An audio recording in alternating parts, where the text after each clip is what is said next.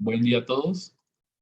Más que nada les doy nuevamente las gracias a todo nuestro público que hoy nos acompaña y una vez subida la grabación a nuestras redes sociales, van a poder presenciar esta magistral clausura.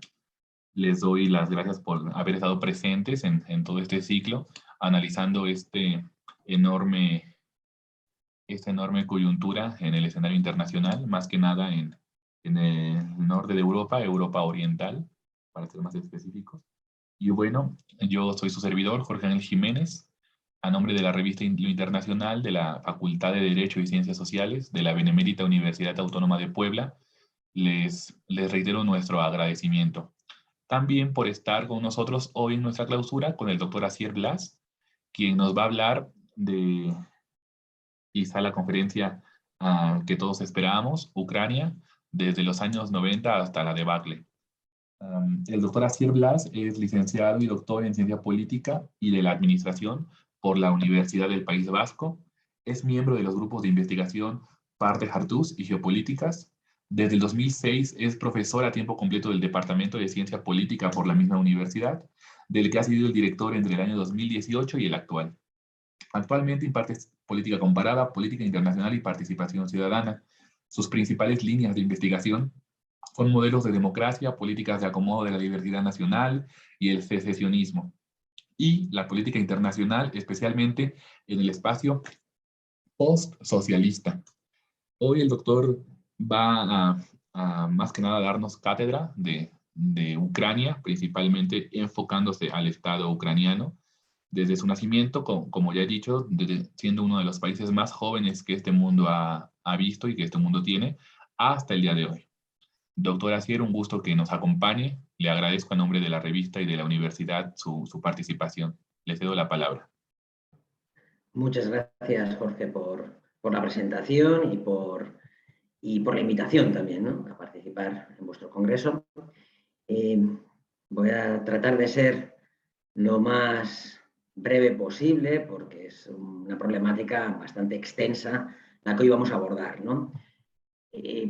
Yo creo que vamos a hablar de lo que ha ocurrido entre 1990 y hasta hoy en Ucrania. Para eso va a ser de alguna pequeña mirada a lo que fue el pasado y esto nos ayudará a entender por qué está pasando esta invasión rusa y esta guerra. Evidentemente, el por qué no justifica lo que está pasando, y esto hay que decirlo por delante, hay que solidarizarse con el pueblo ucraniano y con todas las ucranianas y ucranianos que están sufriendo ahora mismo una invasión y una guerra por parte de Rusia. Sin embargo, esto no es un fenómeno meteorológico, no es un terremoto, como los que estáis teniendo esos pequeños terremotos que me decías que estáis teniendo ahora mismo ahí. Hay unas razones para entender esta tensión histórica entre Rusia y Ucrania y la OTAN, porque desde 1990 hasta hoy en día, si queremos entender lo que ha pasado en Ucrania, tendremos que tener en cuenta siempre dos dimensiones que están entrelazadas. Una primera dimensión que es la geopolítica, la pugna por la hegemonía mundial, y otra segunda que es el conflicto interno y regional en Ucrania. Cuando digo conflicto interno y regional es porque existe un conflicto interno dentro de Ucrania entre los ucranianos respecto a qué es Ucrania y qué es la ucraniedad. Y luego en este conflicto hay una participación, una injerencia, una conexión con Rusia, que hace que el conflicto no solamente sea interno del Estado ucraniano, sino que abarque también a un conflicto entre Ucrania y Rusia, ¿no? Bueno, habiendo explicado un poquito que estas dos dimensiones nos van a guiar y que entre ellas dos hay conexiones, empecemos un poco a situarnos en la caída del muro de Berlín y la caída de la Unión Soviética. Cuando cae la Unión Soviética, nacen una serie de países, 15 repúblicas socialistas soviéticas pasan a ser de la noche a la mañana independientes. Muchas de ellas habían buscado su independencia y lucharon por su independencia, especialmente desde los países bálticos, Georgia y algunas otras más con menor intensidad. Y muchas otras se encontraron de la noche a la mañana que sin querer ser independientes eran independientes por la desaparición de la Unión Soviética. Cuando desaparece la Unión Soviética no solamente ocurre un proceso de secesiones, sino que además tenemos un cambio en las estructuras económicas y sociales de esos países que pasan de ser unos países de socialistas o de capitalismo de Estado, en el que el Estado lidera toda la economía, a ser unos países de libre mercado, de capitalismo, incluso podríamos definir como salvaje, ¿no? En muchos casos, incluso se ha definido también como capitalismo mafioso. Hay que entender que son sociedades donde la mayoría de los recursos del Estado la mayoría de los recursos de ese Estado-nación están en manos del Estado y se privatizan de una manera bastante indecente. Bastante indecente digo porque, bueno, aquí hay un ejemplo que creo que se lo leía Rafael Poch en su libro, en un libro que escribió muy bueno sobre la gran transición, sobre el paso de la Unión Soviética a Rusia entre 1988 y creo que 2002, una cosa así. Para todos los que estén siguiendo esta ponencia, pues les recomiendo. Si quieren saber más del mundo postsoviético, ese libro está muy bien y creo que ahí lo leí, este ejemplo de que en Moscú había un pequeño hotel en la Plaza Roja que cuando se privatizó, en las privatizaciones solo podían participar ciudadanía rusa o ciudadanía del espacio postsoviético en cada una de su república. Se privatizó ese hotel que venía a costar, según la valoración de mercado, unos 3 millones de dólares, ¿no? Y se privatizó, creo recordar que por $1.000, ¿no? Por $1.000 comprar un hotel que costaba 3 millones de dólares. Y que era, esos 3 millones de dólares, ese hotel era el esfuerzo de todo el pueblo de la Unión Soviética o del pueblo ruso, ¿no? Esto es un ejemplo pequeñito. $1.000. A la semana siguiente, el que compró el hotel no tenía ni voluntad de que poner en marcha el negocio, ni de que fuese productivo ese hotel, sino lo que hizo es, ya una vez que estaba en manos de un ruso, ya podía vender las cosas que estaban en ese hotel y el propio hotel a manos privadas, ¿no? En un encante, pues vendió ya solo lo que era la lámpara de la entrada por $1.500. Ya había recuperado solo la inversión y había tenido $500 de beneficio en solo una semana. Evidentemente podía vender por piezas el hotel o entero y se iba a forrar, ¿no? ¿Con esto qué quiere decir? Que fue un gran robo. ¿Y por qué estoy explicando este gran robo que ocurrió? Este es un ejemplo muy pequeñito. Pensar con las grandes empresas industriales. ¿Qué pasó, no? Ahí se crea la oligarquía. Esa oligarquía que hemos escuchado tantas veces cuando se habla de Rusia, de Ucrania, ¿no? Oligarquía, unos oligarcas económicos que concentran mucho poder económico y también político. Y vienen de ahí, que básicamente tenían dos orígenes. Uno era los que habían participado de las élites del Partido Comunista, ¿no? Estaban en las élites y aprovechan esa posición de ventaja, y también de un mundo mafioso que se había creado ya en los años 80 en la Unión Soviética. Y bueno, de ahí nace esa oligarquía. Entonces, cuando cae la Unión Soviética, tenemos una Ucrania que, como todos los países postsoviéticos, tiene un shock económico terrible, una caída económica brutal. Y ese país es un país que se había construido después de la Segunda Guerra Mundial. Bueno, después de la Segunda, se empieza a construir después de la Primera Guerra Mundial dentro de la Unión Soviética. Lo que tenemos hoy como Ucrania moderna sería una construcción soviética propiamente, que además va adquiriendo nuevos territorios después de la Segunda Guerra Mundial. Después de la Segunda Guerra Mundial, con la victoria soviética, lo que es el occidente ucraniano pasa a manos de la Unión Soviética y de Ucrania, cuando eran partes de Checoslovaquia y de Polonia, principalmente.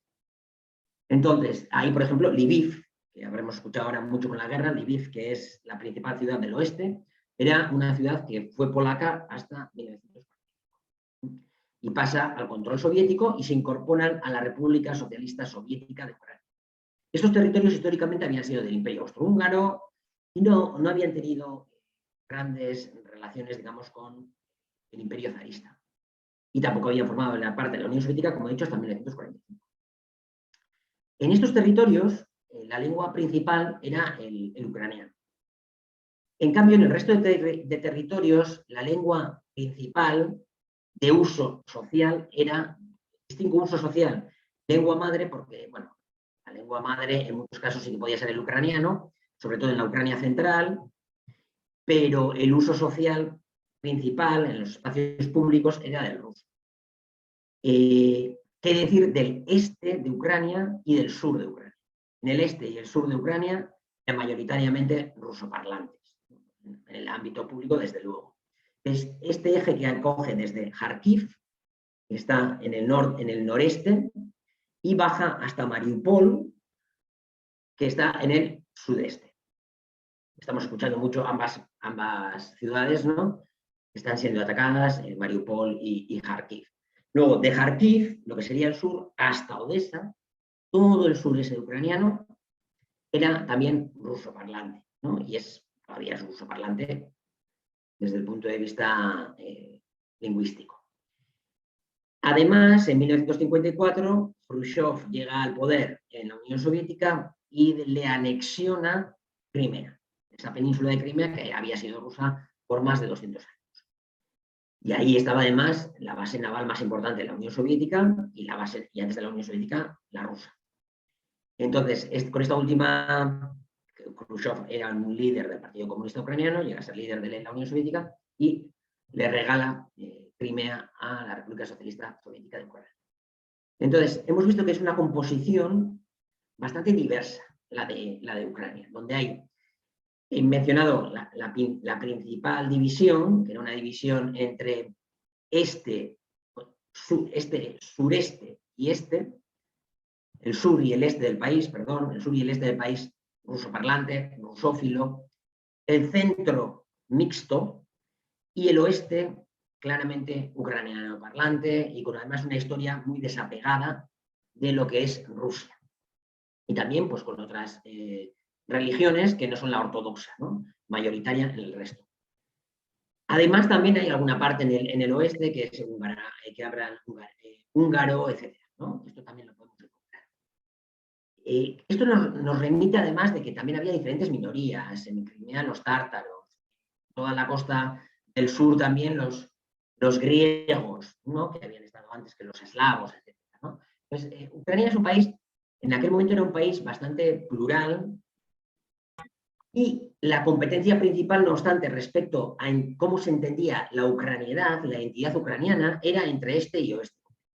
Para el este, lo ucraniano era el que hablaba ucraniano y una historia más apegada a Europa Central, ¿no?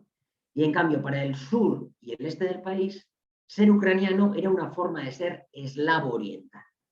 Y cuando digo eslavo oriental, quiere decir que entiende su identidad como una forma de hermandad entre los eslavos orientales, es decir, los bielorrusos, los rusos y los ucranianos, ¿no?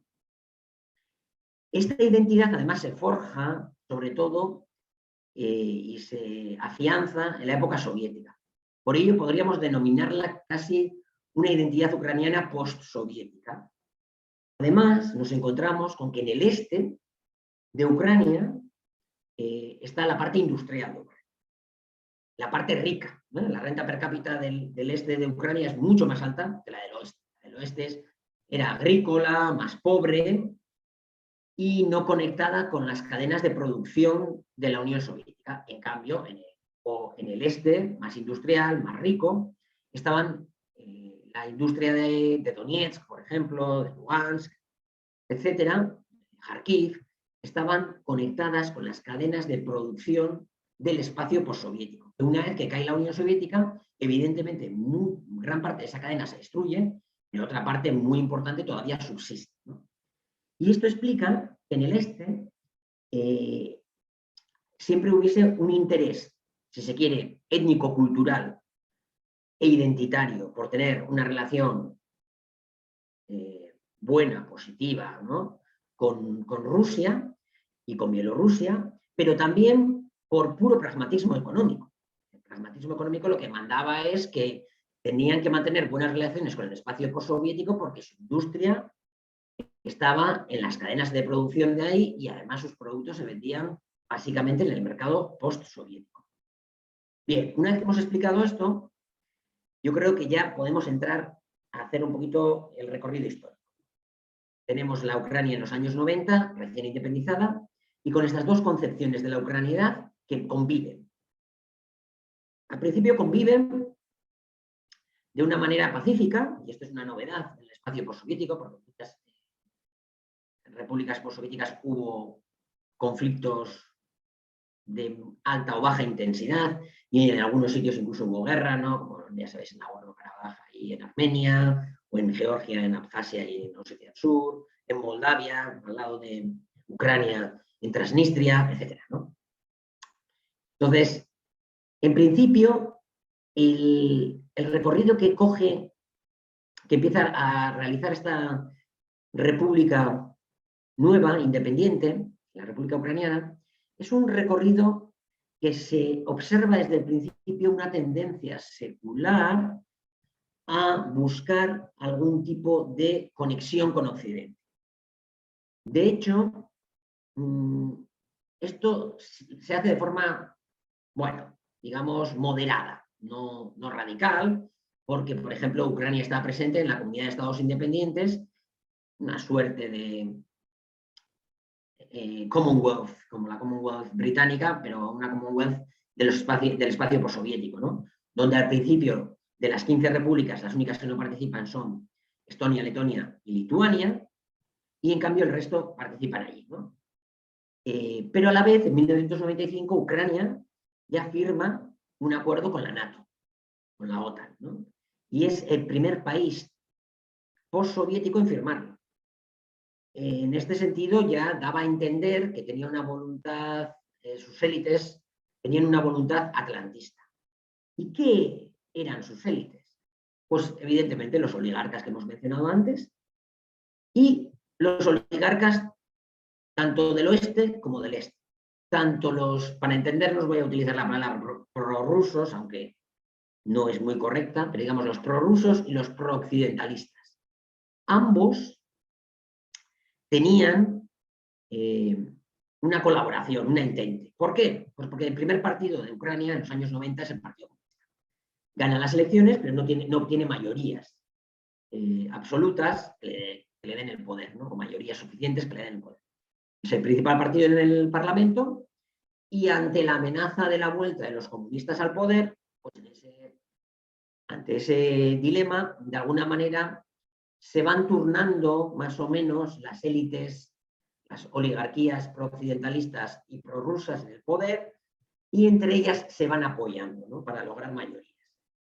Quizás quien mejor representó esto fue el primer presidente fue Kravchuk, que estuvo hasta 1994, que era del oeste del país y representaba más digamos, el ala más nacionalista étnica ucraniana, pero luego entró Leonid Kuchma en el año 1994 y estuvo en el poder hasta el 2005, y podríamos decir lo que representaba más el centro entre ambos, ¿no? Y quizás un poquito más escorado si se quiere hacia los prorrusos, un poquito más. Pero recordemos que él es el que inicia el paso, por ejemplo, hacia la colaboración con la OTAN en 1995. Entonces, aquí lo que tenemos es que con Kuchma van a estar, él es el presidente y vamos a tener primeros ministros más prooccidentalistas o más prorrusos. Y por ahí van a pasar ambas sensibilidades. En esta época, además, ya desde antes de desaparecer la Unión Soviética, ya George Soros, en una entrevista hace poco, ya hace varios días, ya dijo que la Open Society estaba allí presente, ¿no? Financiando pues, a la sociedad civil, a una parte de la sociedad civil de allí, generando, digamos, una sensibilidad favorable a los postulados de la Open Society, que básicamente sabéis que es una especie de neoliberalismo social y muy prooccidentalista, ¿no? Y además a favor de la democracia liberal, así de una manera un poco aséptica. Además, también sabemos por Victoria Nuland, que con la administración de Obama y ahora también con la de Biden, era la vicesecretaria de Estado para Asuntos de Europa del Este, y en una charla en el año 2013, en diciembre de 2013, pues ella dijo que los Estados Unidos hasta el año 2013 habían gastado nada más y nada menos que 5.000 millones de dólares, entre comillas, digamos, en democratizar Ucrania.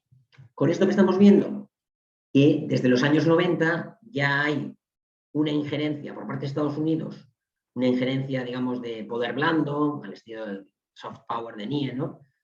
Financiando a la sociedad civil y buscando, creando aliados, ¿no?, en la sociedad civil para, bueno, de alguna manera influenciar en Ucrania, ¿no?, y favorecer los intereses norteamericanos en Ucrania.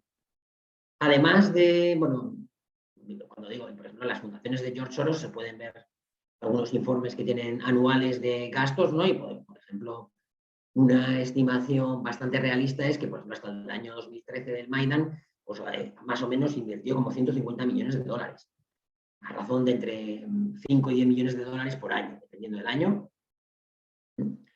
Entonces, bueno, bastante dinero, ¿no? Sobre todo en un país pobre en el que tenemos que entender que durante mucho tiempo, pues, salarios habituales estaban entre $150, $200, como el salario más habitual entre la población ucraniana. Luego tenemos ese elemento que he dicho, el de la OTAN, ¿no? A partir de 1995, una colaboración estrecha con la OTAN, en la cual empiezan a hacer ejercicios militares, programas de entrenamiento con la OTAN, el ejército ucraniano. Hay que tener en cuenta aquí, además, que Ucrania nunca formó parte del Tratado de Seguridad, una especie de OTAN que creó, su pequeña OTAN que creó Rusia, en la que actualmente solamente están, pues, Rusia, Bielorrusia, Kazajistán, Kirguistán y Tayikistán, creo, ¿no? Uzbekistán se retiró en el año 2014 o así, pero de cualquier manera, por ejemplo, participó también en su día, por ejemplo, Georgia, pero nunca participó Ucrania. Para que entendamos un poco las élites ucranianas, ¿no?, como tenían ya un camino dibujado de acercamiento hacia Occidente. Sin embargo, esta entente entre las dos élites, digamos, las dos oligarquías, digamos, la más pro-rusa y la más pro-occidental, se acaba en el año 2004. Se acaba en el año 2004 porque, quizás, un momentito, un paréntesis, porque luego hay que entender cosas que ocurren, si no comento este paréntesis, que es, en Crimea, a principios de los años 90, hay dos proclamaciones de la soberanía, una especie de proclamación de independencia. Y su autonomía fue suspendida por Kiev, intervenida, incluso a Crimea le cortaron la luz en 1995. Es decir, que Crimea ya era un problema para Ucrania prácticamente desde el inicio de la independencia. Además, en Crimea estaba en Sebastopol, la base naval rusa, la más importante, la cual hicieron un contrato de alquiler que ahora mismo no recuerdo si fue de 20 años, así, en 1997. Llegaron a un acuerdo para el reparto de la base naval y un contrato de alquiler que creo que era de 20 años. ¿No? Entonces, volviendo un poquito al 2004. En el 2004, ¿qué es lo que ocurre? Kuchma se va a retirar. Y aquí ya hay una pugna directa entre con los que había trabajado Kuchma, que eran los pro-occidentalistas y los prorrusos. Él se pone del lado de los prorrusos, pero su candidato de alguna manera sería Yanukovych, ¿no? Pero tampoco de una forma demasiado clara, pero sí, ¿no? Yanukovych. Y el opositor sería Yushchenko, y Yushchenko ya había participado en diferentes gobiernos, creo que hasta fue primer ministro también anteriormente, cuando Kuchma era presidente, ¿no?, en algún momento. Y hay una pugna entre ellos, y allí se desata lo que es la revolución de colores, una revolución de colores que se llama la Revolución Naranja, ¿no?, alegando que había habido fraude en la victoria electoral de la segunda vuelta de Yanukovych frente a Yushchenko. Y se desatan unas movilizaciones en las cuales la implicación de todas estas fundaciones, asociaciones y ONGs subvencionadas por Occidente fueron claras.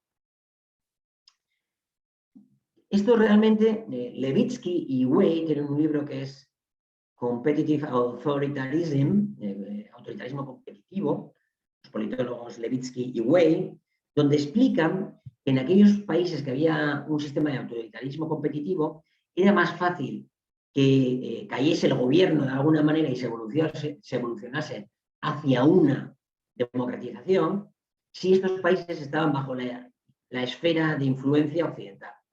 Y uno de ellos es Ucrania, en el estudio de ellos. Es decir, se está admitiendo ya que en el año 2004 Ucrania fundamentalmente es un país que está bajo la esfera de influencia occidental, principalmente. ¿Cuál es la diferencia con la situación actual? Actualmente está totalmente bajo la esfera de la influencia occidental. Pero en el 2004 era la mayor influencia, era la occidental, sin embargo, todavía Rusia guardaba influencia sobre ese país. Y además tenía a sus proxies, si se quiere, a sus partidos proxies prorrusos que conectaban con sus intereses, ¿no? Digamos. Y muy ligados a la industria, como decía, y a lo que es la participación de esta industria en los mercados postsoviéticos. Bueno, una vez explicado esto, ¿no? La Revolución Naranja, por lo tanto, según Levitsky Way, tiene éxito precisamente porque ahí está bajo la esfera occidental. Y finalmente, la movilización logra que el Tribunal Supremo, o el Constitucional, no recuerdo bien, de Ucrania, diga que se tienen que repetir las elecciones en la segunda vuelta porque ha habido un supuesto fraude.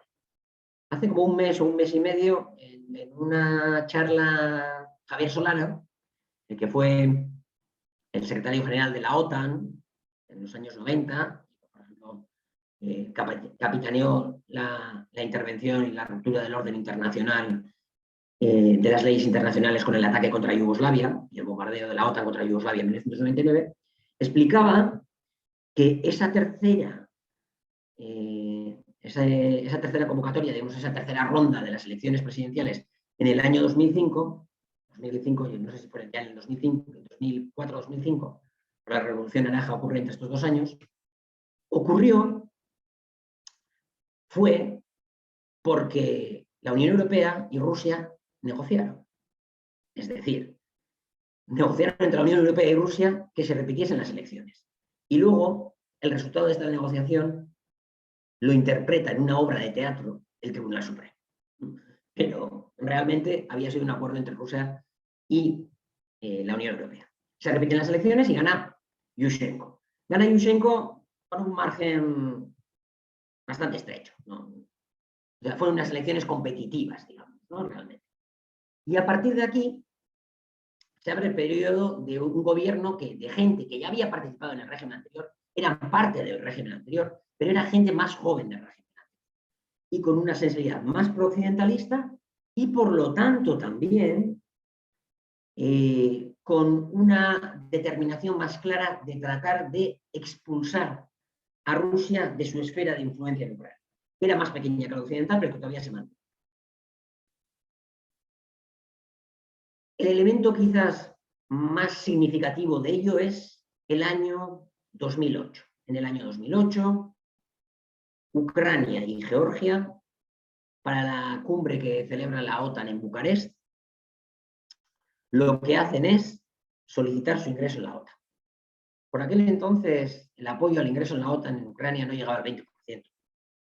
Y doblaba ese porcentaje los que querían una alianza, entrar en la alianza militar rusa, y un tercio era más o menos el que estaba a favor de la neutralidad.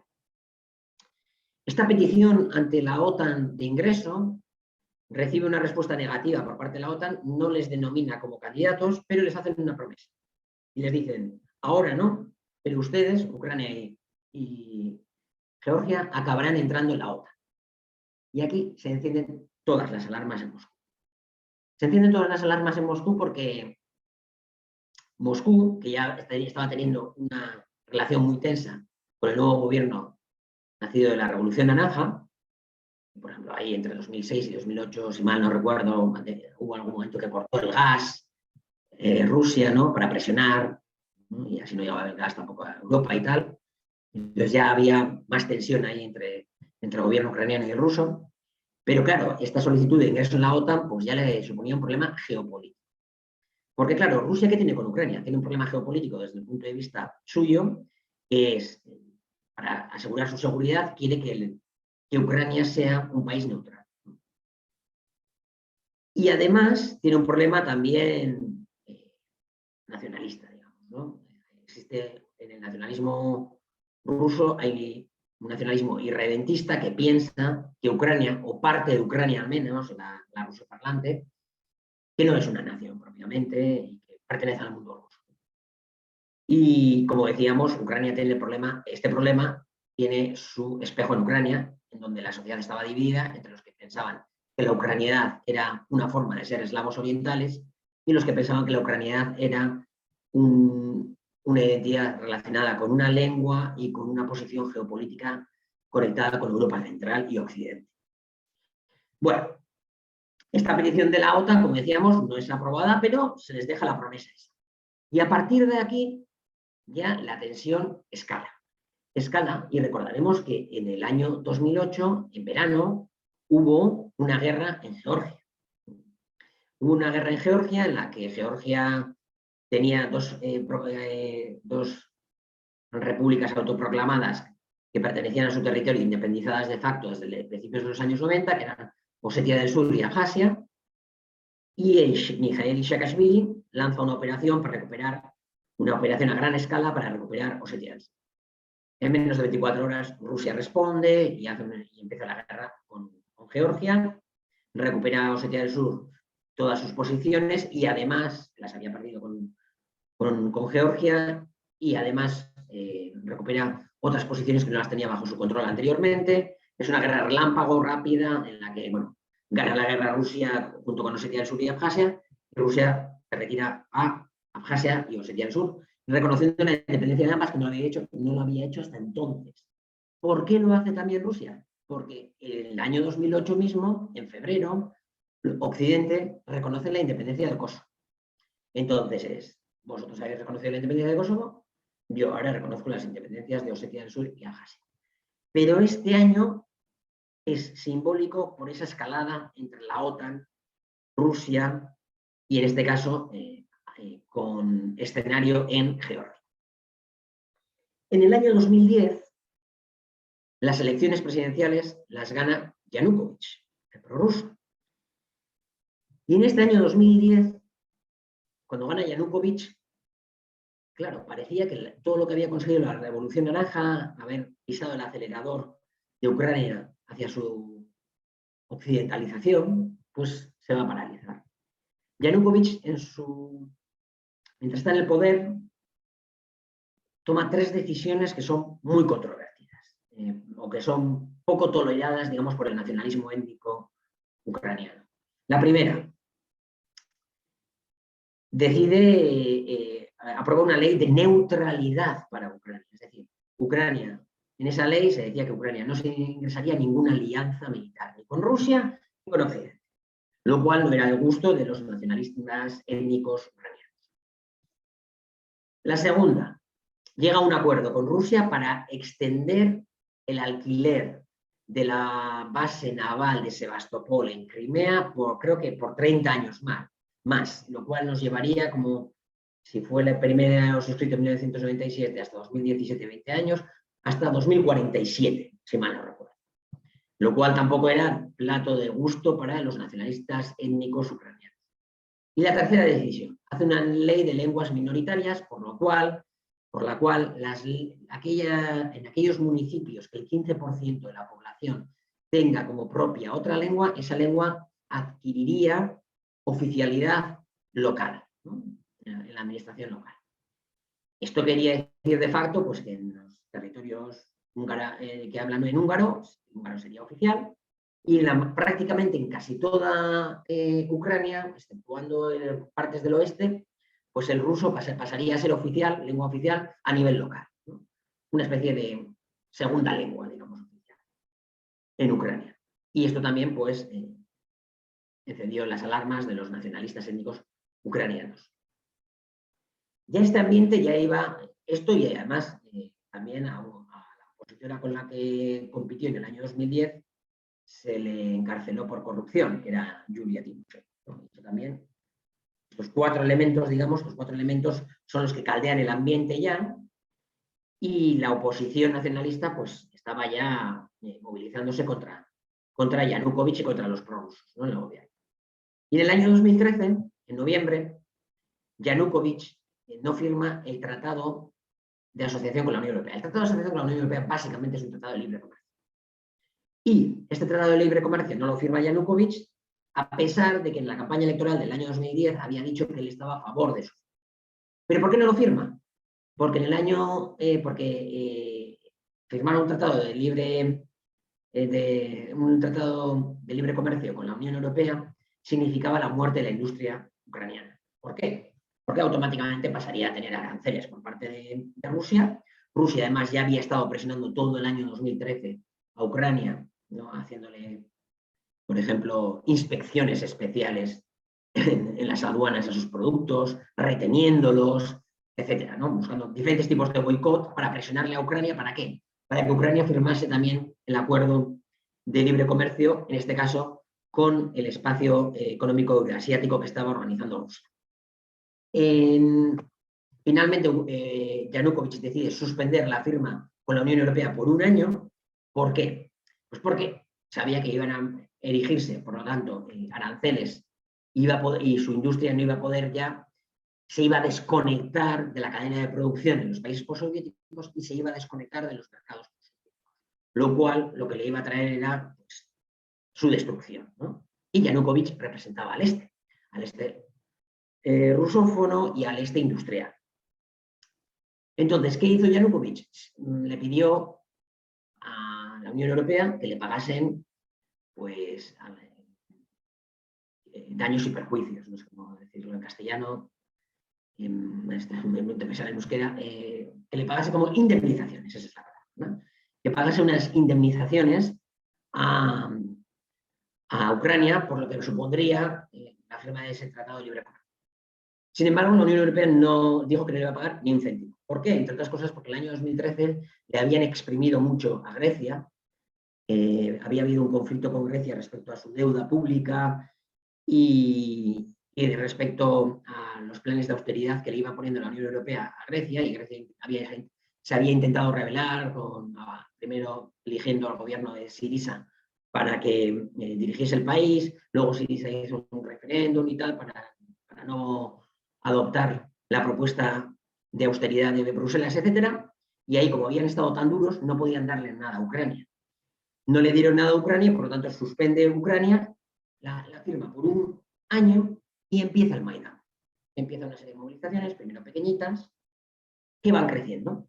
Desde un principio, una serie de oligarcas lo apoyan directamente, desde Occidente también, imagínense que pasaban por el Maidán ministros, altos cargos de la Unión Europea, embajadores, un claro ejemplo de injerencia externa, de una manera muy grosera realmente. Victoria Nuland repartiendo cookies allí en el Maidán.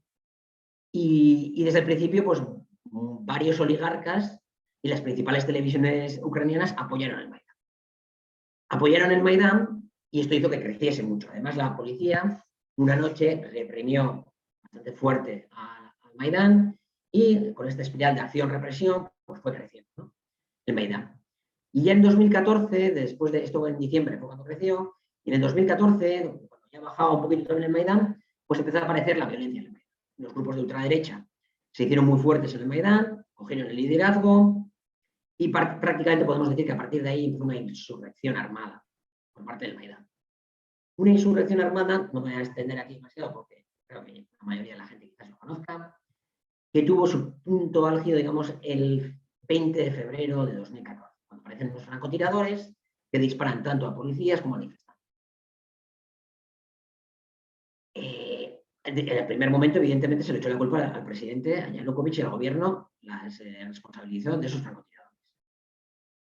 Luego hemos sabido, todos los datos indican, tanto los testimonios de los juicios, vídeos, documental gráfico, que esos francotiradores venían de las posiciones de la oposición.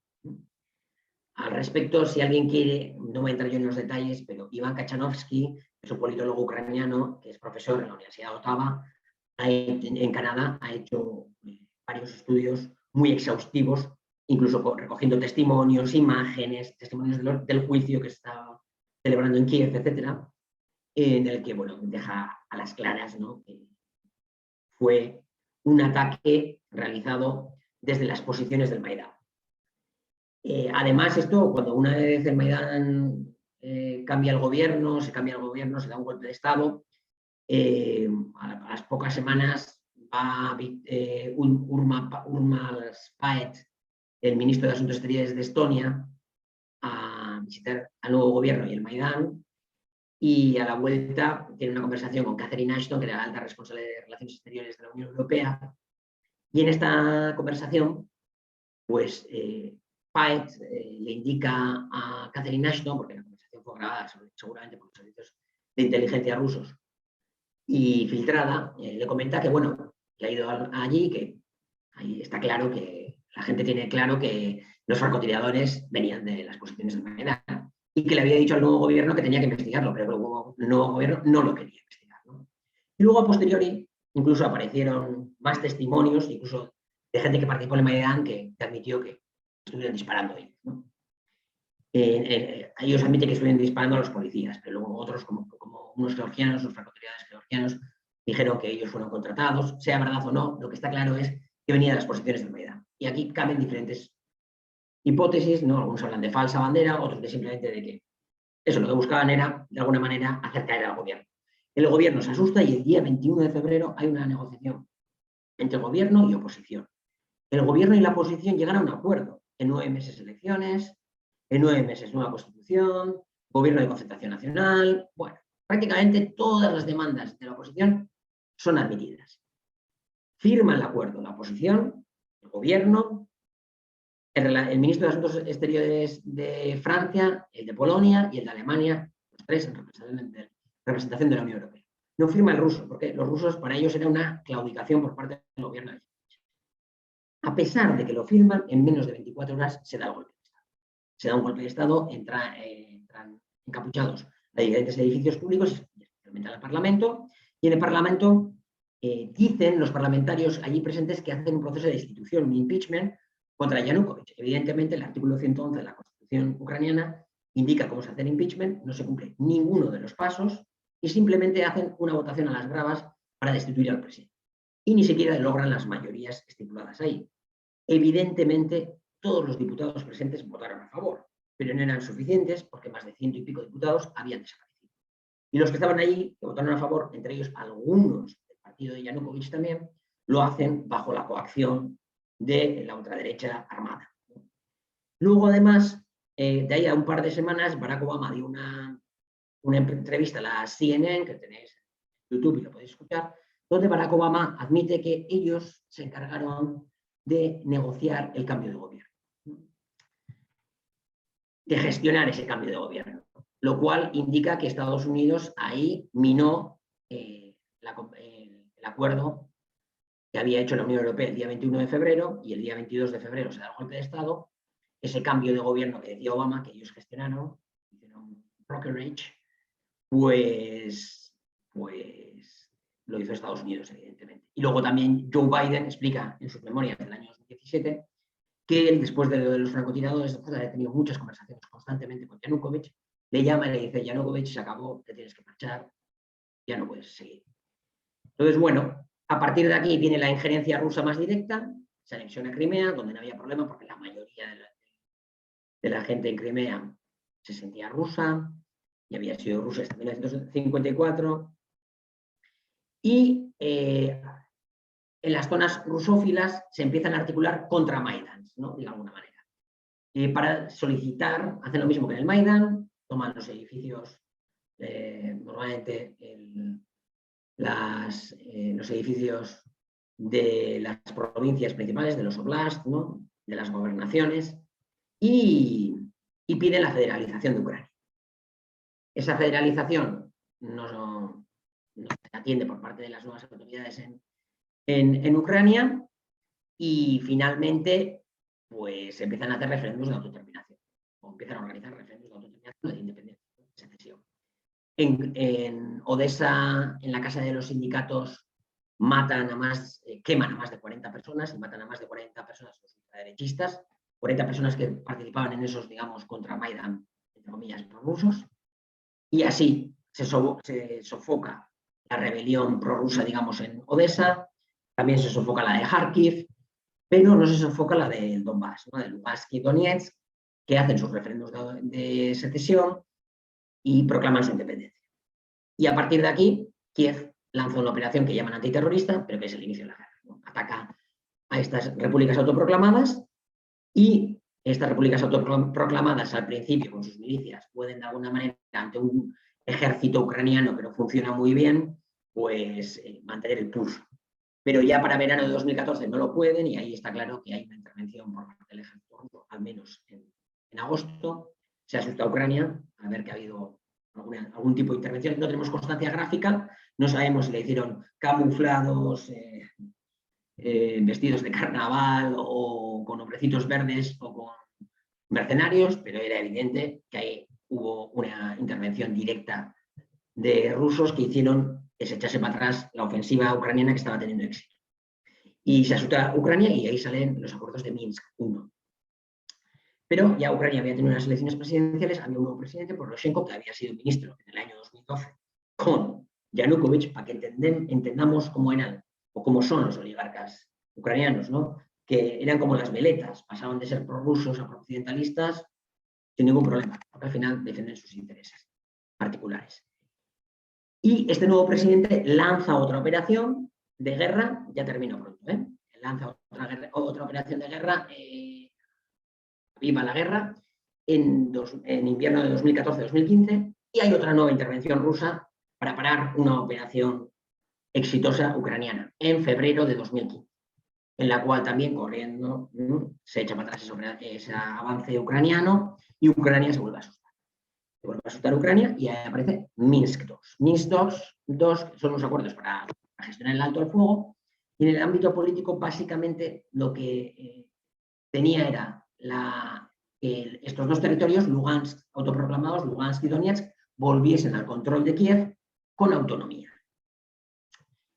Y esto se tenía que ejecutar porque lo habían firmado Rusia y Ucrania, y además también lo habían firmado Francia y Alemania. Durante 7 años, pues no se ha ejecutado. ¿De acuerdo? Respecto al alto al fuego, pues evidentemente ha habido rupturas por ambas partes. Si miramos los informes de la OSCE, más veces por parte de la ucraniana, pero bueno, no creo que esto sea lo más importante. Lo más importante es el tema político. El tema político no se ha ejecutado en los acuerdos de Minsk en estos 7 años, básicamente porque no ha habido voluntad por parte de Kiev, porque incluso cuando lo ha habido, por ejemplo, Zelensky, cuando gana las elecciones, tiene voluntad de implementarlo y empezar los primeros pasos. La ultraderecha ya armada, que ha participado en la guerra con batallones, pues se movilizaba contra estos acuerdos y amenazaba muchas veces con dar golpes de estados, con la insurrección armada, ¿no? Y entonces Zelensky no pudo, que tenía voluntad, tenía en su programa básicamente traer la paz y desarrollar económicamente Ucrania, y no podía. Y no pudo también porque al final Estados Unidos tampoco presionaba a favor de ello. Recordemos que en Minsk quien no firma es Estados Unidos, igual que en los acuerdos para acabar con la movilización del Maidán, quien no firma es Estados Unidos. Firman la Unión Europea, la oposición y el gobierno, pero no Estados Unidos. Y en Minsk lo mismo. Y entonces, a partir del año 2019, también Zelensky da un giro y empieza también a poner cada vez más fuerza en la guerra. Empieza, bueno, una guerra que se había mantenido como de baja intensidad, empieza a calentarse un poquito, ¿no? Un poquito más. Y además se introduce en la constitución ucraniana la voluntad de entrar, el horizonte de entrar en la OTAN de Ucrania, ¿no? Y todos estos elementos nos traen a lo de hoy en día, ¿no? La tensión que ya hubo a partir del año 2021, con los ejercicios militares de la OTAN al principio, entre marzo y junio de 2021, 4 meses de ejercicios, que fueron respondidos con más ejercicios militares por parte de Rusia, algunas provocaciones por ambas partes, más por Occidente ciertamente. En junio del año 2021, un buque militar británico entra en aguas controladas por Rusia, otro holandés lo intenta. En verano aparecen drones que se habían utilizado en la guerra de Nagorno-Karabaj en el año 2020 por Azerbaiyán. Aparecen esos drones en la guerra del Donbass. Y a partir de ahí también pues, ya vemos que en el otoño-invierno pues, la escalada fue mayor. Y contra lo que muchos pensábamos que no iba a llegar a tener esta guerra una escala tan amplia, sino que si la escalada seguía, sería en el Donbass y que Rusia entraría en el Donbass a defender a las repúblicas de Donetsk y Lugansk, pues para muchos, para asombro de nosotros, de muchos de nosotros, incomprensiblemente, Rusia se ha embarcado en una operación militar de invasión y guerra contra Ucrania de gran escala, en la que, de alguna manera, renuncia a recuperar cualquier tipo de influencia económica, política y cultural en Ucrania, si no es a través de la violencia, ¿no? Y ahí estamos, en medio de la guerra hoy en día. Bien, muchas gracias, doctora Fier. Sin duda alguna ha sido un análisis muy, muy metódico y muy correcto de lo que pasa en Ucrania. Me gusta mucho su perspectiva, digamos, a manera de comparar con las otras conferencias. Siempre hay que aceptar los hechos, ¿no? Y siempre hay que aceptar lo que no se dice en los medios de comunicación, estar al pendiente de lo que puede pasar y que no es informado por los medios de comunicación tradicionales. En lo que yo me he percatado a lo largo de toda su charla, pues es de la activa influencia y participación de los Estados Unidos. Un estado, un país que no es europeo, que está del otro lado del océano y que sin duda alguna, pues ha socavado mucho un esfuerzo por mantener el conflicto activo.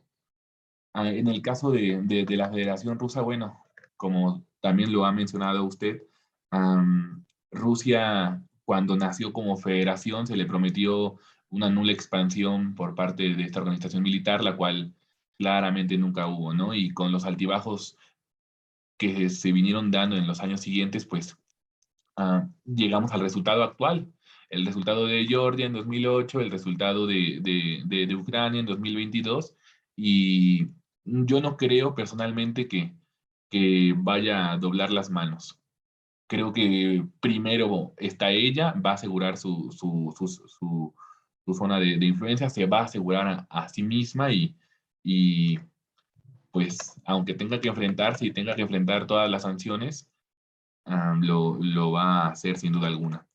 Y finalmente, bueno, es muy importante hacer este repaso histórico de Ucrania, más que nada a partir de las protestas del Euromaidan que desembocaron en el golpe de Estado y, y en esta guerra del este de Ucrania, que claramente ya se internacionalizó con la entrada total de Rusia a partir del 24 de febrero de 2022, como un conflicto que siempre estuvo, que tiene ya 8 años, si no mal recuerdo, y que de momento está en los estandartes y en los medios de comunicación como noticia principal, y en los años subsecuentes ya no aparece, ya no está.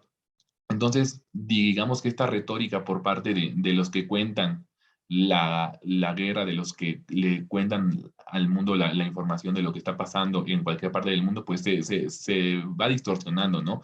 Y sale y se esconde, y sale y se esconde conforme a los intereses. Es lo que yo creo y lo que analizo conforme a la participación de Estados Unidos, que pues siempre ha estado ahí, ¿no? Vamos a continuar con la etapa de las preguntas. No sé si quiera refutar algo. Sí, bueno, quizás he hecho un repaso histórico. Los elementos geopolíticos, yo creo que un elemento muy importante para entender la injerencia de Estados Unidos aquí es porque podemos discutir el papel de Rusia, pero evidentemente Rusia tiene unos intereses muy concretos, ¿no? Y una cercanía y, digamos, tiene una población que incluso desde el punto de vista nacional se siente rusa y que vive en Ucrania. Pero más allá de eso, lo que sí que es evidente que Estados Unidos, con este conflicto que ha estado aquí congelado y se ha estado pudriendo durante 7 años, en el que ha habido casi 15.000 muertos, 2 millones de refugiados y el silencio mediático absoluto, absoluto. Es increíble, ¿no?, la diferencia que hay ahora con lo que había antes. O sea, parece gente que no se ha enterado que hasta ahora se bombardeaba Donetsk, Lugansk y bueno, y que había muertos y había población civil muerta, y aquel vídeo famoso en el que el presidente Poroshenko explicaba en un meeting que los ciudadanos, los niños y las niñas del Donbass van a estar en los sótanos, ¿no?, mientras los nuestros van a los colegios, porque la gente del Donbass no vale para nada. Eso lo dijo un presidente de Ucrania sobre ciudadanos que dice que eran suyos, que eran de su república. Les estaba deseando que estuviesen en los sótanos porque los iba a bombardear, y que no servían para nada, ¿no? Esto es evidente. Pero geopolíticamente Estados Unidos, ¿por qué está aquí metido? Porque le interesa anclar la Unión Europea a sus intereses. Le quiere que la Unión Europea no sea autónoma. Si hay un conflicto de este tipo, ¿qué es lo que logra? Cohesionar a la NATO y hacer que la Unión Europea no pueda desarrollar relaciones normalizadas con Rusia y casi por extensión diría con China. Porque antes del Maidán se estaba creando un eje económico muy importante entre Berlín, Moscú, Pekín. De hecho, muchas empresas alemanas y también vascas de aquí que trabajan para las alemanas abrieron factorías en Rusia en el año 2010, en el 2012. La empresa industrial más importante de España, que es Gestamp, que está aquí en el País Vasco y en Madrid, esa abrió factorías, 2 factorías. Tú no abres factorías de este tipo con grandes inversiones si sabes que va a haber este conflicto. Desde el principio, Estados Unidos con esto lo que ha querido es dividir la Unión Europea, separarla de Rusia, separarla de Eurasia, para anclarla a Estados Unidos y sus intereses. Termino, solo una cosita. Yo creo que aquí, además, hubo otra conversación que se filtró, que he ido rápido en el tiempo, no he podido mencionarla, es que en enero, antes del golpe del Maidán, un mes antes, se filtró una conversación entre Victoria Nuland y el embajador de Estados Unidos en Kiev. Lo mismo, serían los servicios secretos rusos probablemente, ¿no? En esta conversación, Victoria Nuland ya decía cuál era su candidato para ser primer ministro, Arseniy Yatsenyuk. Cuando se da el golpe de Estado, ¿quién es el primer ministro nombrado? Arseniy Yatsenyuk, un mes después de esa conversación, ¿no? Y en esa conversación, en un momento dice Victoria Nuland, fuck you, ¿no? Que le jodan a la Unión Europea. Porque eso también estaba internamente ahí dentro. Había una pugna entre los prorrusos, digamos, Rusia, Yanukovych, por un lado, y por otro lado, la Unión Europea y Estados Unidos, pero dentro de ese bloque, la Unión Europea y Estados Unidos tenían fricciones entre ellas. Exactamente, yo, como lo mencionaba anteriormente, creo que la injerencia de Estados Unidos ha sido vital en el desarrollo, en el devenir histórico de este conflicto, y que leía yo por ahí algunos artículos, algunos papers sobre la situación, y decían algo muy cierto. La Unión Europea puede negociar sola con Rusia, sí, sí puede, pero tiene que ser solo la Unión Europea. Porque al final del día, si el conflicto o la escalada aumenta, el terreno, los afectados, la subida de precios y todas las demás pericias la van a sufrir los europeos. Entonces, bueno, yo me quedo ahí, paso a las siguientes preguntas. Y la general que nos hace por parte del alumnado de la universidad es, en su opinión, ¿hacia dónde se dirige el conflicto actual? Es difícil realmente. Yo no pensaba que íbamos a llegar a este punto. Ya partiendo de ahí, para las predicciones en este conflicto parece que no soy la persona más indicada. Sobre todo porque yo, igual con conocimientos de geopolítica sí, y sobre todo de política, respecto a los conflictos de tipo étnico nacional, con este caso, pero la dimensión militar se me escapa. La dimensión militar se me escapa y me parece que la dimensión militar va a ser muy importante. En principio, parecería que a donde se podría dirigir esto es gran perjudicado desde el punto de vista geopolítico, la Unión Europea. Es muy probable que Rusia obtenga una victoria pírrica, pero una victoria, ¿no? Para conseguirá la neutralidad de Ucrania y veremos qué más consigue. Veremos qué más consigue. La neutralidad de Ucrania yo ya lo doy por hecho. Luego veremos si el Donbass se queda como independiente o no. Recordemos que de alguna manera lo que está poniendo encima de la mesa desde el principio es Donbass independiente, reconocimiento de Crimea como ruso y neutralidad. Una vez que empezó la operación militar. Antes no, pero una vez que empezó la operación militar, estas 3 cosas. Lo que pasa es que contra más tiempo se extiende la operación militar y más costos tiene, pues es probable que también quiera más cosas. Lo que pasa es que también sabemos que la operación militar no le está saliendo todo lo bien que pensaban. Eso también es evidente. Entonces, bueno, ahí hay una duda de si será neutralidad y nada más, o neutralidad, reconocimiento de Crimea y nada más, y entonces Donbass vuelta a Ucrania como se estipulaba en Minsk, o Donbass independiente, o incluso, hay otra hipótesis que es a Donbass se le unen otros territorios que crearán esa Novorosía, ¿no? No sabemos qué extensión tendrá. Novorosía sería lo que cogería, ¿no? Todo lo que es territorios desde el este, desde el noreste al sureste y todo el sur. Bueno, todo ello o parte de ello. Esos son los escenarios. Respecto a Ucrania, lo que sí que va a ocurrir es que Ucrania ha nacido como nación cohesionada. Yo creo que ya sí. Es un hito fundacional esta guerra, esta invasión y guerra rusa, lo que hace es que los que eran prorrusos, o digamos los que entendían su ucrainidad como algo eslavo oriental, y los que eran nacionalistas étnicos, van a encontrar un punto de unión que es esta nueva identidad ucraniana que nace contra la agresión rusa, ¿no?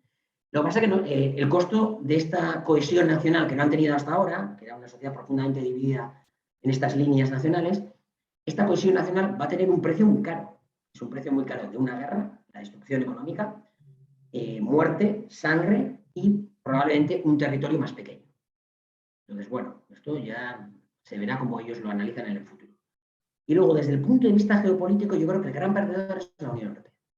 Porque la Unión Europea, a partir de ahora, nos vamos a embarcar en una especie de guerra fría que va a hacer que, por ejemplo, la Unión Europea, a partir de ahora, no tenga un acceso tan fácil a las materias primas rusas. ¿Y esto, por ejemplo, qué va a hacer?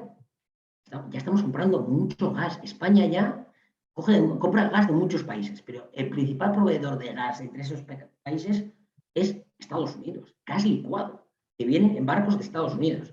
Es increíble. O sea, desde el punto de vista, es muchísimo más caro, muchísimo menos ecológico y menos sostenible, ¿no? Pues esto mismo va a hacer que los precios del gas se disparen en la Unión Europea, ya están disparados, muy disparados, y, por ejemplo, va a encarecer los costes de producción en Alemania, es una de las fábricas del mundo. Y así que va a hacer que los productos alemanes sean menos competitivos. ¿Y los productos alemanes con quién compiten también? No solo con los chinos, también con los estadounidenses. Y lo mismo le va a pasar a los franceses.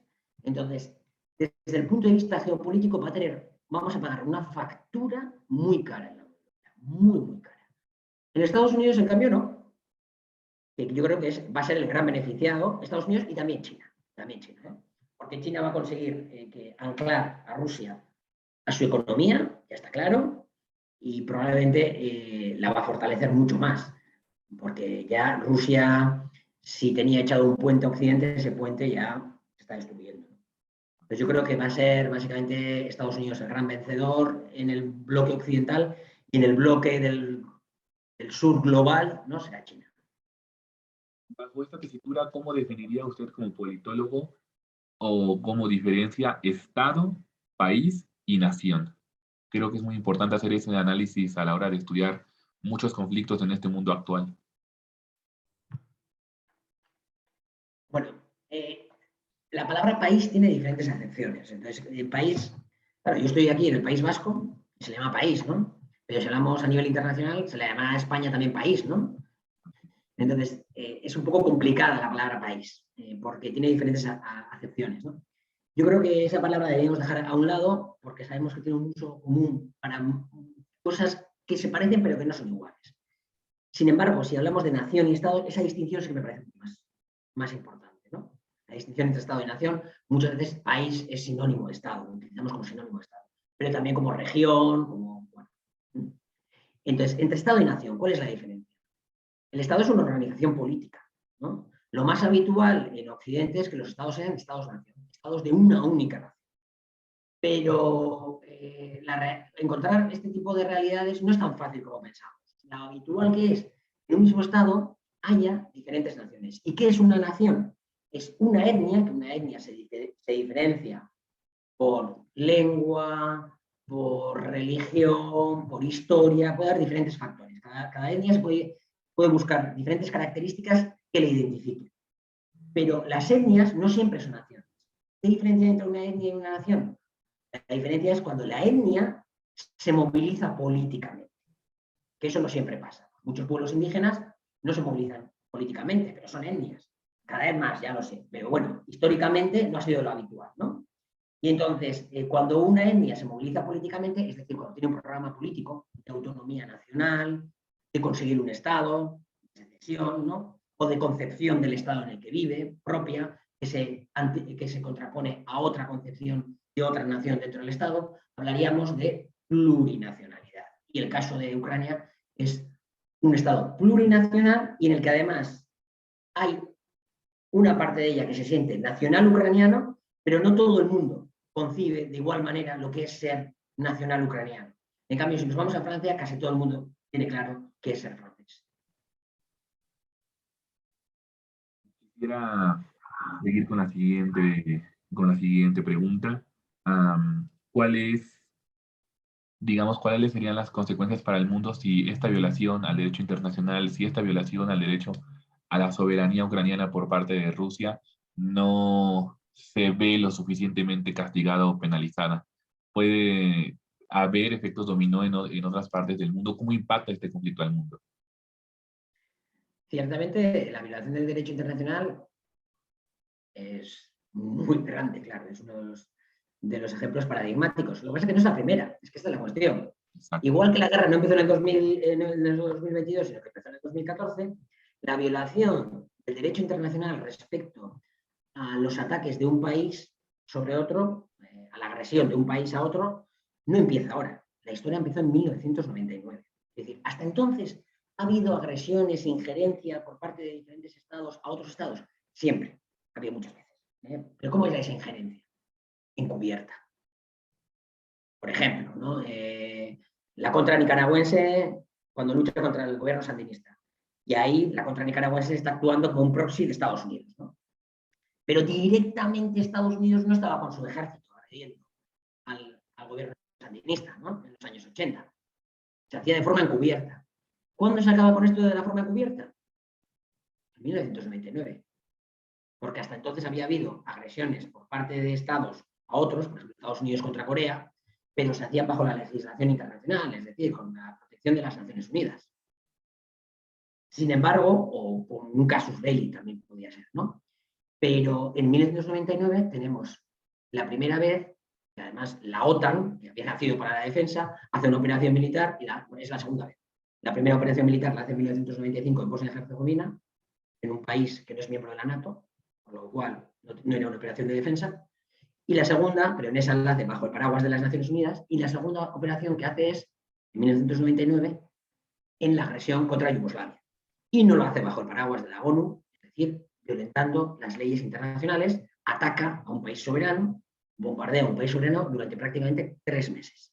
Además, unos ataques que eran directos a la población civil. La mayoría de las víctimas fueron civiles, se atacaron colegios, hospitales, puentes, hidroeléctricas, hasta empresas de tabaco, ¿no? Porque ¿cuál era la voluntad? Hacer daño a la población para que el gobierno capitulase, ¿no? Esa fue la primera gran violación del derecho internacional respecto a la guerra. Pero luego la segunda, más grande, y que fue todavía mucho más grande, es la invasión de Irak por parte de Estados Unidos. Y además que en estos casos nosotros, si pensamos, Irak, Yugoslavia, ¿qué interés tiene Estados Unidos en Irak? Está el otro. Sabemos cuál es el interés, ¿no? El petróleo. Pero no hay un interés directo, una fricción histórica, no hay, como ocurre en el caso de Ucrania y Rusia, ¿no? Una cuestión de seguridad. No, no, no. O sea, ha ido directamente a Irak, se invadió Irak y el peaje fue enorme. Y todos estos ataques, y luego vino Afganistán en 2001, bajo el paraguas de la ONU, sí, pero luego ya sabemos que los crímenes que se han cometido en Afganistán violentando las leyes internacionales. Y luego vino Libia, y vino Siria, y ha venido Yemen, y ha venido Somalia, y ha venido etc., ¿no? Entonces, no es una novedad, no es nuevo esto, ya existía, ya ha pasado y ha salido gratis, claro, porque la cuestión es que ha sido gratis total. Y si observamos, como os decía, Rusia reconoce las independencias de Abjasia y Osetia después de que reconozca Occidente las de Kosovo. Y todas estas operaciones que hace Rusia las ha hecho después de que las haya hecho ya Occidente, ¿no? Entonces, no es una novedad lo que ha ocurrido. De hecho, es la primera vez que una operación de este tipo se persigue y se penaliza, ¿no? O se castiga, sería la palabra en castellano. Se castiga, ¿no? Es la primera vez que se castiga. Hasta ahora todo ha salido gratis. Todo lo que ha hecho la NATO y Estados Unidos, violentando las leyes internacionales, ha salido totalmente gratis. ¿Por qué ahora se está castigando? Esta es la pregunta. ¿Por qué ahora se está castigando? ¿Y por qué, por ejemplo, hay esa histeria mediática? ¿No? Esa histeria mediática, ¿por qué hay una caza de brujas? Es la primera vez que Occidente y la OTAN se sienten atacados. Es la primera vez en la historia. Desde 1945, me refiero. ¿Por qué? Porque consideran que Ucrania era un país que estaba bajo su esfera, era subalterno total de Occidente. Y entonces es la primera vez que en un país que es subalterno de Occidente, alguien coge y lo ataca. ¿A los Estados Unidos, a Occidente les han atacado? Sí, en Afganistán, en Irak, ¿no? Cuando tú estás invadiendo, te atacan, y sí, te pueden matar, etcétera, ¿no? En Vietnam, lo que sea. Pero tú eres el agresor y estás fuera de tu esfera de influencia. No, es un país que está bajo tu esfera de influencia y de repente lo ataca. De ahí la histeria occidental. Porque no, tristemente no es una novedad. Hay que estar en contra de esta guerra, pero hay que estar en contra de todas las guerras. Ese es el problema. Que mucha gente no ha estado en contra de ninguna de las guerras anteriores, porque era Occidente quien las... Considera, bueno, antes de seguir a la siguiente pregunta, muy muy buen análisis. Yo también siempre me preguntaba el por qué se castigaba esta violación al derecho internacional de una manera muy atroz, ¿no? Y como usted ha dicho, si bien el mundo ha percatado en los 22 años que van de este ciclo, del siglo XXI, las demás no se han hecho y si se han hecho, se ha hecho muy poco. En el caso de Irak, ¿cuántas violaciones a los derechos humanos no han ocurrido hasta el día de hoy? Lo que pasa en Guantánamo, lo que pasa en Yemen, Siria, Libia, etcétera.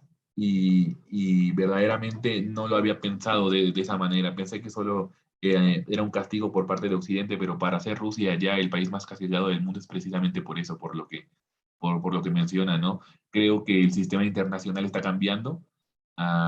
Es una coyuntura que realmente está corrompiendo la multipolaridad que ya existía desde Irak en 2003 y que pues todavía no podemos percatarnos bien de las consecuencias. Pero bueno, vamos a la siguiente pregunta.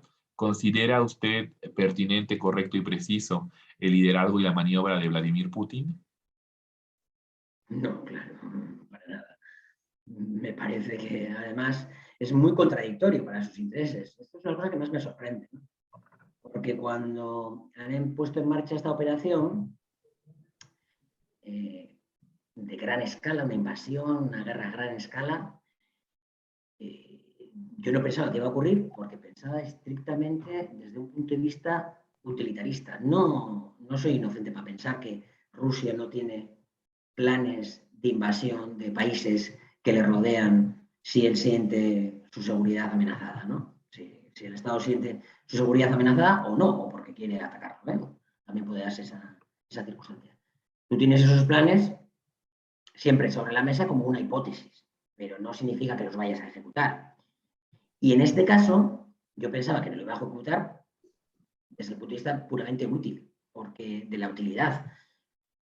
Porque desde el utilitarismo, si pensamos, ¿para qué le está sirviendo esto? Le ha servido para cohesionar a Occidente más.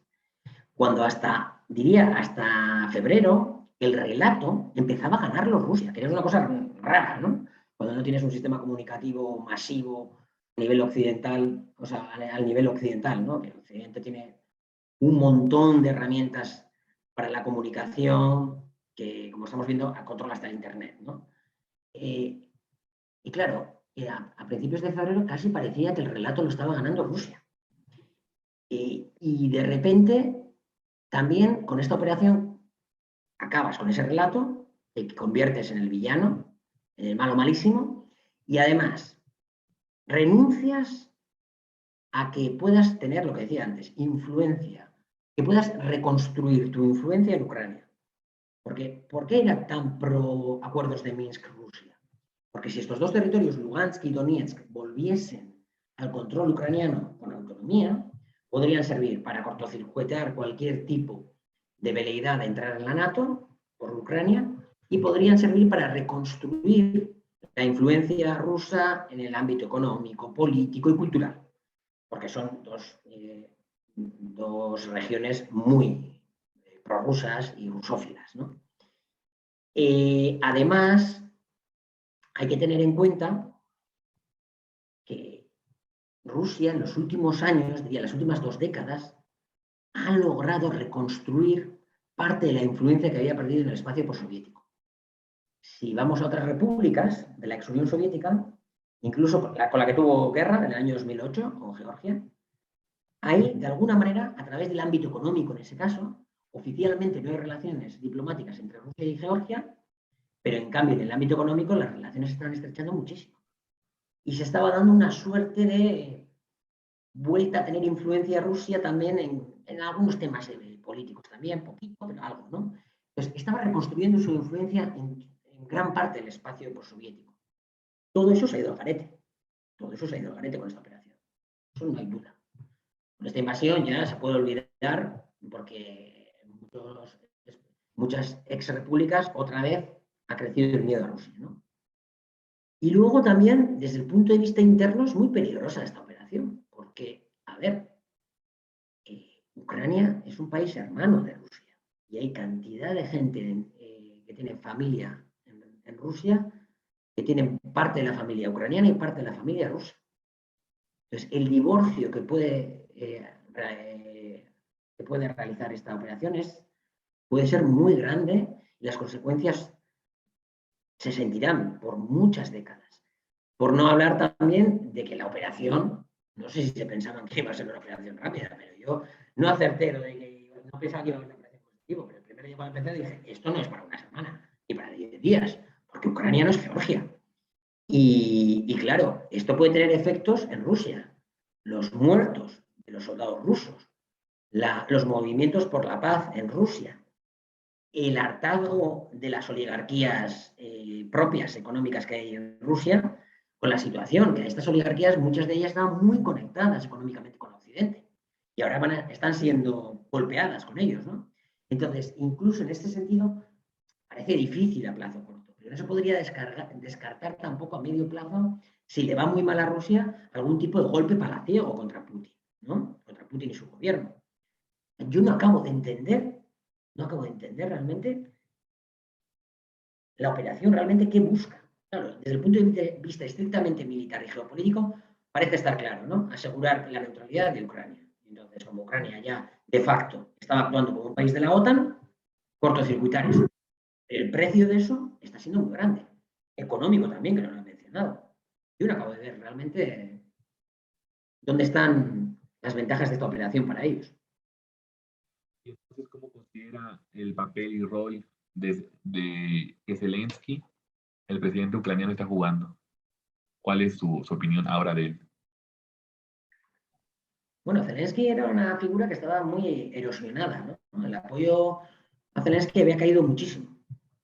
Él llegó al poder con mucho apoyo de ambas sensibilidades principales en Ucrania, de la prorrusa y la nacionalista. ¿Por qué? Por pragmatismo. Él vendió en la campaña electoral una posición pragmática, acabar con la guerra e impulsar la economía. Sin embargo, no logró ni una ni la otra, ¿no? Y le fue bastante mal y por eso su apoyo se fue erosionando. Una vez ha empezado la guerra, otra vez parece que su apoyo ha subido un montón. Es normal, porque cuando un país está agredido, pues es habitual que su presidente o el jefe de Estado consiga concitar mucho apoyo de la población porque se convierte en un símbolo. Recordemos que impresentables como Bush, cuando empezó la guerra contra el terrorismo, también su apoyo subió un montón.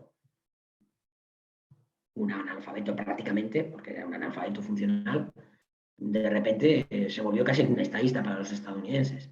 Les diría que en el caso de Zelensky ese efecto está, que siempre está presente. En todos los casos, cuando un país es agredido, los presidentes, los jefes de Estado, de alguna manera, ¿no?, adquieren importancia. Pero luego también está que es un actor, ¿no? Es un actor y actúa, y en este sentido parece que es muy importante, ¿no? Actuar en la guerra propagandística, porque sobre todo hay una guerra, tristemente, se batalla con armas de verdad y en la que hay sangre, pero luego hay una guerra de propaganda brutal, y para esa guerra de propaganda brutal, pues qué mejor que un actor, ¿no? Que puede interpretar perfectamente los papeles que le hacen las agencias de comunicación estadounidenses, ¿no? los servicios de inteligencia estadounidenses y las agencias de comunicación estadounidenses están trabajando en Ucrania, eso es evidente. Están a full. Y claro, si tienes un actor para llevar a cabo ese papel, pues genial. Sin embargo, es verdad que antes de que empezase ya la invasión, empezó él a dar ciertas indicaciones de que, bueno, podía cumplir bien ese papel, porque a mí me dio la sensación que el último mes antes de la guerra empezó a comportarse como un pequeño estadista, diría, en sus declaraciones. Cuando le decía también a Biden, bueno, ¿dónde están esas informaciones? Díganos ustedes de dónde vienen esas amenazas. Entonces, se veía que quería enfriar el ambiente. Entonces, bueno, yo creo que hay un poquito de todo, lo del actor, la ayuda de los gabinetes de comunicación occidentales, lo de la agresión externa que siempre ayuda al que está en el poder, y luego también quizás que él con esta situación, con la escalada, pues se fue bregando como político y ya está teniendo, pues bueno, un comportamiento mejor del esperado, pero sobre todo muy ayudado por los medios de comunicación y por los servicios, por los gabinetes de prensa, ¿no?, que están preparándole. Doctor Asier, muchas gracias. Tengo que confesar que tenía yo una larga sarta de preguntas, pero creo que las ha respondido incluso antes de poder preguntárselas. Eso habla bien de la ponencia como tal y del trabajo realizado por su persona. Agradezco en especial también a todo nuestro público que nos ha estado siguiendo por nuestras redes sociales, mediante las grabaciones de estas ponencias, el que está presente, el que se encuentra viéndolo en este momento y el que lo va a mirar después, por prestar a esa atención que claramente nos incumbe como humanidad a todos, ¿no? Porque el escenario siempre se puede repetir, desgraciadamente. Para nuestro ponente, le agradecemos nuevamente a nombre de UAP, a nombre de la Facultad de Derecho y Ciencias Sociales y de la Licenciatura en Relaciones Internacionales, su participación. Sin duda alguna ha sido un análisis muy rico, muy, muy preciso a la hora de venir en los 30 años de historia ucraniana, más o menos. Sin más por el momento que decir, les agradezco a todos y que tengan buen día. Muchas gracias por la invitación. Buen día. Gracias.